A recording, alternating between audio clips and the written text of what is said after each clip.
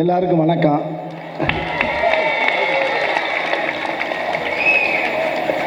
இது வந்து இங்கே சேகரன் என்னை அழைக்கும் போது எனக்கு ஒன்றும் புரியலை. நான் அவர் பேசுகிறப்ப ஏன்னா எத்தனை தடவை என்ன கூப்பிட்டுக்கிட்டு இருக்கேன், வரவே மாட்டேங்கிறேன், கூப்பிடாத ஆளுக்கெல்லாம் போய்கிட்டு இருக்கேன், கூப்பிட்ற ஆளுக்கு வர மாட்டேங்கிறேன்னு ஒரு ஒம்பளுத்தார். கூப்பிட்ட ஆளுக்கெல்லாம் போயிருக்கேன், ஆனால் போனேன்னா இவர் கூப்பிடாத ஆளுக்கெல்லாம் போகிறேன், கூப்பிட்ட ஆளுக்கு வர மாட்டேங்கிறேன்னு சொல்லிட்டு வந்தார்.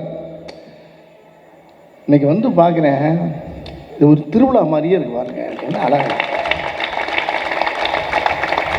ஒரு 2 நிமிஷத்தில் 200 பேர் அப்படியே மனப்பாடம் பண்ணி சொல்கிறாருன்னா அந்த கட்சிக்குள்ளே அந்த எந்த அளவுக்கு உள்ள ஈடுபாடோடு இருக்காரு, எப்படி உழைக்கிறாருங்கிறத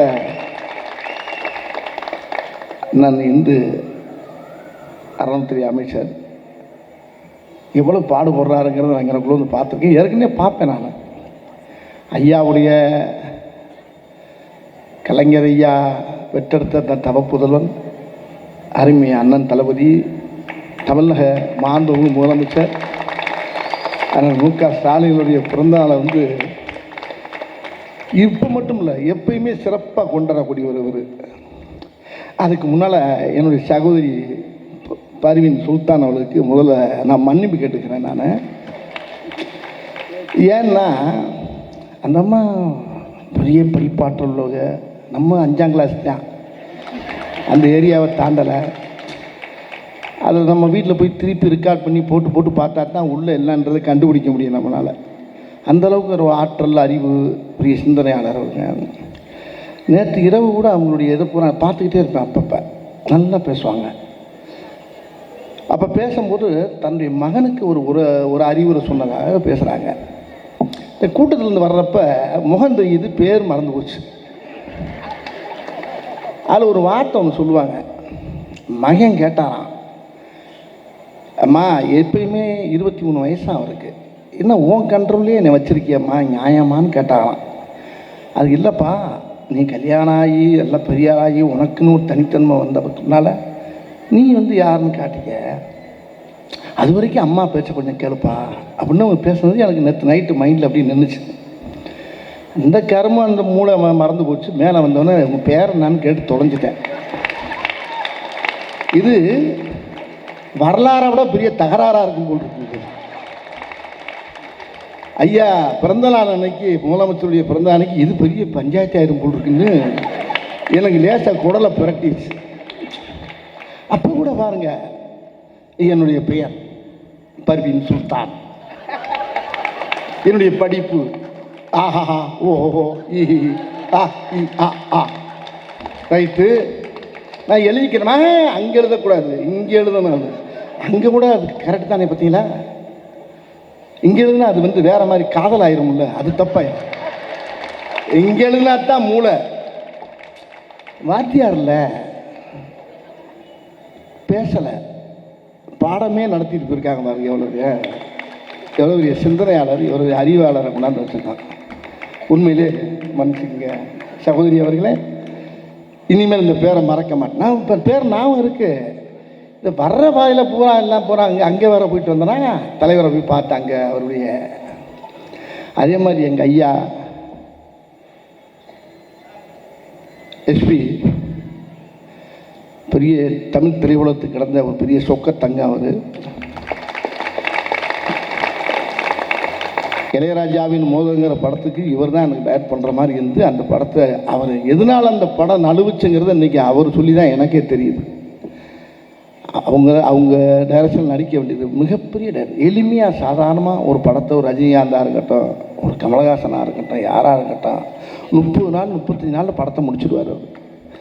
அவ்வளோ ஆற்றல், அவ்வளோ அறிவு சாதாரணமாக.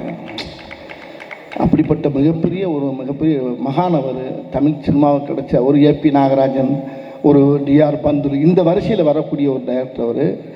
இன்றைக்கி அவர் பேசின பேச்சை பார்த்தீங்கன்னா, இந்த கலைஞர் ஐயாவை பற்றியும் அந்த ஐயா தமிழக முதல்வர் மாண்புமிகு ஐயா ஸ்டாலின் அவருடைய கஷ்டத்தையும் சொல்கிறப்போ, அடடா இதெல்லாம் வந்து இவங்கள மாதிரி ஆளுங்க முன்னால் கேட்கும்போது தான் நம்மளுக்கு மனசில் ரொம்ப பதியுது. மற்ற சாதாரண இன்றைக்கி இருக்க பிள்ளைய சொல்கிறதுல எடுபடாது. அவர் சொல்கிறபோது அந்த அந்த வரியில் சொன்னார் பாருங்க, ஒரு தொண்டன் தமிழ்நாட்டுக்கு முதலமைச்சராக இருக்கார். ஒரு தொண்டன் கல்யாணம் பண்ணி 10 நாளில் சிறைக்கு ஸ்கூலுக்கு அனுப்புகிற மாதிரி அறிவிச்சிருக்காரு பாருங்க கலைஞர் ஐயா. அதை சொன்னார் பார்த்தீங்களா, ஸ்டாலின் வச்சன் பேரனால அந்த ஸ்கூலை சேர்க்க மாட்டேன், பேரை மாற்றுன்னு இருக்கான். நான் ஸ்கூலை தாண்டா மாற்றுவேன், பேரை மாற்ற மாட்டேன்னு இருக்கார் அவர். அவர் சொன்ன கதையை கேட்கும்போது அதே ஒரு படமாக அவர் டேரக்ட் பண்ணலாம். அவர் எவ்வளோ அழகாக பண்ணியிருக்காரு. ஆனால் அதுக்கப்புறம் ஜெயிலுக்கு அனுப்புறத ஸ்கூலுக்கு அனுப்புகிற மாதிரி அனுப்பியிருக்காரு பாருங்க. அதுதான் ஐயா கலைஞர் அவர்கள். இப்போ நான் இங்கே வர்றதுக்கு முன்னால் அண்ணே, நான் என்னுடைய அன்பு அண்ணன், இது பார்ட்டி சாதாரண இல்லை, சேகர்பாபு அண்ணன். வெட்டு 1 துண்டு 2 தான் பேச்சு, யாருக்கு அஞ்சாத சிங்கம். மன வலிமை, தைரியம், எத்தனையோ எத்தனையோ சிறப்பான அமைச்சரில் இது ஒரு சிறப்பு. முதல்ல தமிழக முதலமைச்சர் ஐயா ஸ்டாலின் அவர்களுக்கு முதல்ல நன்றி சொல்லணும். இப்படிப்பட்ட ஒரு அறநிலைத்துறைக்கு இப்படி ஒரு அமைச்சரை தேர்ந்தெடுத்தார் பாருங்க. அடடா, எல்லா கோயிலையும் விளக்கறிதியா, அவ்வளோ கோயில் அப்படி பிரகாசமாக இருக்குது, இந்த மாதிரி இருக்குது, ஜெகஜோதியா இருக்குது. அவ்வளோ அழகாக அந்த ஒவ்வொரு கோயில்களையும் அவ்வளோ அழகாக அவர் எனக்கு கூட ஒரு பெரிய ஒரு விஷயம் பண்ணி கொடுத்தார். அது எனக்குன்னு சொல்ல முடியாது, எத்தனையோ கோயில் சுற்று பூரா ஆட்டையை போட்டு போகிறாங்க. ஏன் கோயில் எனக்கு குழந்தையும், ஆனால் காட்டு பரமக்குடின்னு ஒரு கோயில். அந்த கோயிலில் ஒரு ஐயனார், என்னுடைய சாமி வந்து திருவேற்றுடைய ஐயனார் கருப்பு சாமி. அந்த கோயிலில் கிட்டத்தட்ட ஒரு 23-24 ஏக்கர் ஆட்டையை போட்டு அவன் பூரா எல்லாம் கொய்யா ஐயாலாம் போட்டுக்கிட்டு இருக்கான். அந்த மேட்ரு சொன்னல, முதல்ல பேப்பரை கொடுப்பேன், இப்போ பாருப்பா கொஞ்ச நேரத்தில் அப்படின்னா, கொஞ்ச நேரத்தில் எப்படி முடியும் அப்படின்னு நான் உடனே ஊர்லேருந்து அந்த கோயில் பூசாரி பாக்கியராஜன் ஒருத்தர், அந்த ஊர் சொந்தக்காரர் முனிராஜன் ஒருத்தர், அந்த கோயில் அந்த ஊருக்கே பொறுப்பு, அந்த ஊர் கோயில் அது. உடனே அண்ணன்ட்ட கொண்டாந்து சீட்டை தான் கொடுத்தேன். கப்புன்னு காலையில் ஆள் அனுப்புனாரு, வாங்கி கொடுத்துட்டாரு. இங்கே சுயநலத்துக்காண்டி நான் பேசலை, இது மாதிரி எத்தனையோ கோயில் சுத்த ஆட்டையை போட்ட இடத்த பூரா வாங்கி அதை அழகாக அந்த அறத்தில் சேர்த்து எல்லாம் ரொம்ப பேர் மனசை சந்தோஷப்படுத்தியிருக்காரு. உண்மையிலே ஒரு அருமையான ஒரு தேர்வு. தமிழக முதலமைச்சர் கரெக்டாக கண்டுபிடிச்சி தூக்கி வச்சிருக்காரு. இதுக்கு முன்னால் அறநிலைத்துறையெல்லாம் அதெல்லாம் இங்கே அப்படி இல்லை, ஸ்ட்ரெயிட்டாக தான். இப்போ கொஞ்ச நேரத்துக்கு முன்னால் இங்கே போனேங்க, கலைஞர் ஐயாவுடைய மணிமண்டலத்துக்கு போகிறதுக்கு முன்னால் சொன்னேன், ஆனால் அங்கே போயிட்டு நான் இங்கே வரவான்னு கேட்டேன். வானே, நீ பாட்டுக்கு வா, அங்கே வா, இங்கே ஆள் போட்டிருக்கேன், நீ போய் உள்ளே போயிட்டு பந்தோசம் நிறையா கொடுத்தாங்க. உள்ளே போன கூட்டத்தை கட்டுப்படுத்த முடியல. உள்ளே போகிறேங்க, அது சமாதி இல்லைங்க, அது சந்நிதி. திமுக தொண்டன் ஒவ்வொருத்தனுக்கும் அது வந்து ஒரு குலதெய்வ கோயில்.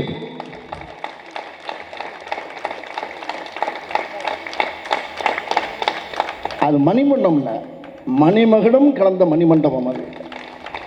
அப்படிப்பட்ட ஒரு ஏன்னா நான் இந்த இடத்துல அவரை பற்றி, நான் கலைஞர் ஐயாவை பற்றி ஒரு சில வார்த்தையை நான் சொல்லி ஆகணும். எம்ஜிஆருடைய தீவிர ரசிகன் நான், ஆனால் இவருடைய தீவிர பக்தன், இவருடைய தீவிர விசுவாசி நான். இவர் கூட அவர் இருக்க காலங்களில் அவரை வெளியிலேருந்து தான் பார்த்துருக்கேன் எம்ஜிஆரை. அவர் 2 பேரும் நண்பர்கள் தான். ஆனால் இவரோட இவர் கதை வசனத்தில் நடிச்சிருக்கேன், இவர் கூட உட்காந்து பேசியிருக்கேன், பழகியிருக்கேன்.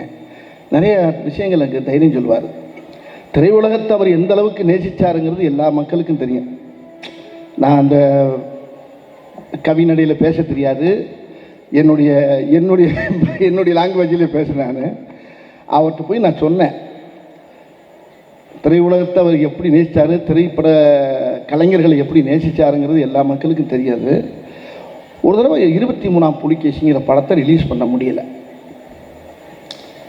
அப்போ கலைஞர் ஐயாட்ட போயிட்டு ஃபோன் பண்ணி கேட்குறேன், ஐயா சண்முகநாதன்கிட்ட ஃபோன் பண்ணி ஐயா அப்பாட்ட பேசுகிறேன் அப்படின்னு ஐயாட்ட அப்படின்னா, பேசுகிறா என்ன கொடுத்துட்டார். உடனே ஃபோன் போட்டால் உடனே எடுப்பார்.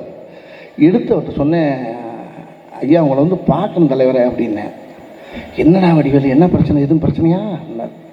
ஒன்றும் இல்லை, இந்த புலிகேசி படம் ரிலீஸ் பண்ண விட மாட்டேங்கிறாங்க, ராஜா குதிரையில் போகக்கூடாதுங்கிறாங்க, அது ஏதோ புழுக்கு ராசியில் ஏதோ பஞ்சாயத்தான், ராஜா குதிரையில் போகாமல் குவாலிஸ்லேயே ஆடா போவார்,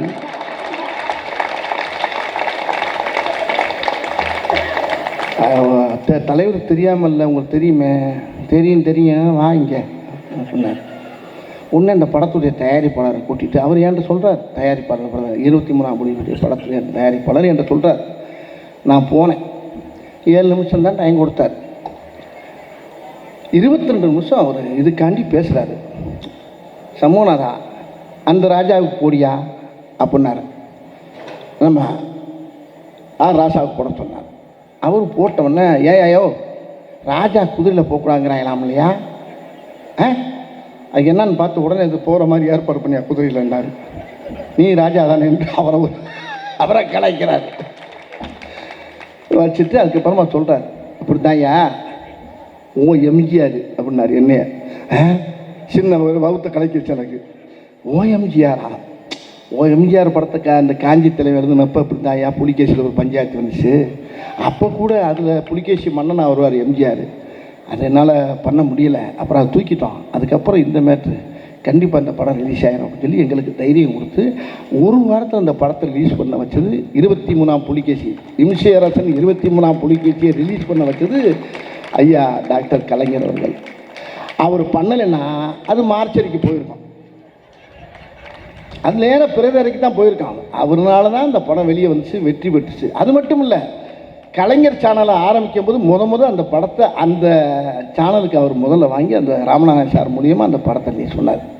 இப்படி அவர்கிட்ட எவ்வளோ விஷயம் இருக்குது. அவர் எப்படி, அதான் இப்போ புல்ல போய் பார்த்தேன், திராவிடம்னா என்னான்னு கேட்குறவங்களுக்கு பூரா ஒரே ஒரு உள்ளே போய் சுற்றி பார்க்கணும். கலைஞருடைய மணிமண்டபம் இருக்க அந்த சன்னதியை சுற்றி பார்த்தா தெரியும். உள்ளே போனால் என்ன ரயிலெல்லாம் போகுது வண்டி, உள்ள காட்சிகளை பார்த்தா இந்த 6ஆம் தேதியிலேருந்து மக்கள்லாம் ஃப்ரீயாக பார்க்கலாமா அதையும் சொன்னாங்க. நான் போய் பார்த்துட்டு கொஞ்ச நேரம் மூச்சு நின்று போச்சு எனக்கு. அவர் வரலாறை பூரா அதுக்குள்ளே அழகாக அமைச்சிருக்காங்க பாருங்கள். தமிழக முதலமைச்சர் அடரா கண்கொள்ளா காட்சி. அதை பார்க்குறதுக்கு 2 கண்ணுக்கு பத்தாதுங்க, ஒரு மனிதனுக்கு 1000 கண்ணு தேவைப்படும், அவ்வளோ அழகாக இருக்குங்க. இது வரலாற்றில் இப்படி வந்து ஐயாவுக்கு மணிமண்டபத்தை, கலைஞராவுக்கு மணிமண்டபத்தை கட்டுறதுக்கு யாருனாலுமே முடியாதுங்க. யாருக்கு இந்த வரலாறு கிடையாது. இது எங்கள் ஆத்தா சத்தியமாக உண்மைங்க. அவ்வளோ அருமையாக பிரமாதமாக அதை பண்ணி அவர் பட்ட கஷ்டம், அவர் அண்ணாவை நேசித்தது, அந்த சுவாசம், திருவள்ளுவரை நேசித்த சுவாசம், அந்த காற்று, அவர் பட்ட உழைப்புடைய அந்த வலிமை, அந்த எளிமை, அந்த திறமை அவ்வளோ இருக்குங்க. ஒரு ஆளை அரவணைக்கிறது, அவர் ஒவ்வொரு ஃபோட்டோ அந்த புகைப்படத்தை பார்த்து உள்ள நான் அதுக்குள்ளே இங்கேருந்து ஃபோன் வந்துச்சு, பார்த்தாச்சா இந்த வந்துடுறேன் அப்படின்னு உள்ளே பூரா சுற்றி பார்த்து வந்தாங்க. இன்றைக்கி இந்த மேடையில் ஐயாவுடைய தமிழக முதல்வருடைய இந்த நலத்திட்ட உதவிக்கு என்னை அழைச்ச எங்களுடைய அன்பு அண்ணன் ஒரு தைரியமான பிள்ளைங்க. ஒரு எதுக்குமே கேள்வி கேட்டால் நறுக்குன்னு தான் பதில் சொல்லுவார். டக்கு டக்கு டக்கு டக்கு டக்கு, இதுதான் சும்மா குழப்பல. ஆனால் எப்போ பார்க்கலாம் அப்படிலாம் இருக்காது. சாயங்காலம் 6 மணிக்கு இவ்வளோதான் பட்டு பட்டு பட்டு பட்டும் பேசக்கூடிய சேகர்பாபு அண்ணன் இந்த அறநிலைத்துறைக்கு இவர் வந்து கிடைச்ச ஒரு பெரிய பொக்கிஷம். இவர் மூலியமாக இன்றைக்கி வந்து முதலமைச்சருடைய நலத்திட்ட உதவிக்கு என்னை அழைச்சதுக்கு, உங்களையெல்லாம் சந்தித்ததுக்கு, உங்களையெல்லாம் பார்த்ததுக்கு ரொம்ப மகிழ்ச்சியாக இருக்குது. அது ஐயா எஸ்பி முத்துராமன் ஐயா மேடையிலேயும் பார்த்தது ஒரு மிகப்பெரிய சிறப்புலி ஆக்கிய என்னுடைய சகோதரி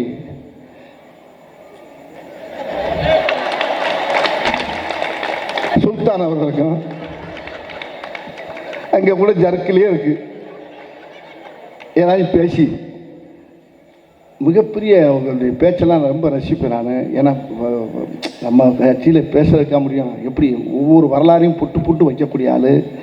அப்படிப்பட்ட எல்லாரையும் உங்களை சந்திச்சது, இங்கே இருக்க மக்களை பூரா சந்திச்சது பெருமையாக இருக்குது. இந்த இரவு வந்து எனக்கு பெரிய ஒரு நட்சத்திர உறவு மாதிரியே இருக்குது எனக்கு. ஐயா பல்லாண்டு பல்லாண்டி தமிழக முதலமைச்சர் நீடோடி வாழணும். அவருடைய பிள்ளை இருக்க பாருங்க, மாமன்னன் சொன்னாங்களே,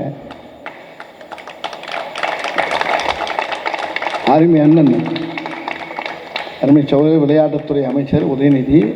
அது விளையாட்டு பிள்ளையாக இருந்தாலும் அது விளையாட்டாக இருந்தாலும் அலாட்டாக இருக்கும். ரொம்ப ரொம்ப பயங்கரமான ஆள். அவர்கிட்டெல்லாம் பேசியெல்லாம் தப்பிக்க முடியாது. அவன் 1000 பேச்சு பேசுவான், ஒரே வார்த்தையில் ஒரு பதில் சுட்டி போயிடுவார்.